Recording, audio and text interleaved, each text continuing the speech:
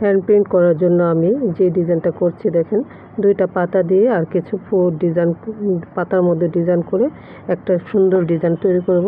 এটা সালোয়ার কামিজের ওড়নার মধ্যে বা কামিজের গলার মধ্যে, কামিজের সাইড দিয়ে ওড়নার পাড়ের মধ্যে দিলে অনেক সুন্দর লাগবে এই ডিজাইনটা। দেখেন সিম্পল একটা ডিজাইন কত সুন্দর করে যায় এই রং দিয়ে। সুন্দর সিম্পলটাকেই অনেক সুন্দর করা যায় রঙের মাধ্যমে বা ড্রয়িংয়ের মাধ্যমে। আপনি যদি ড্রয়িংটা ভালো করে পারফেক্টলি আঁকতে পারেন তাহলে আপনি ডিজাইনটাও সুন্দর করে করতে পারবেন। ওড়নার মধ্যে যে কোনো কাপড়ের মধ্যে আপনি ডিজাইনটা সুন্দর করে করতে পারবেন।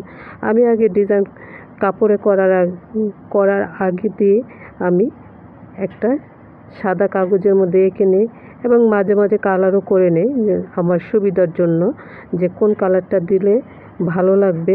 এরকম একটা কাগজের মধ্যে আমি এঁকে সম্পূর্ণ ডিজাইনটা শেষ করে তারপর আমি বিভিন্ন কাপড়ের মধ্যে ড্রয়িংগুলো করি বা ডিজাইনটা করার চেষ্টা করি।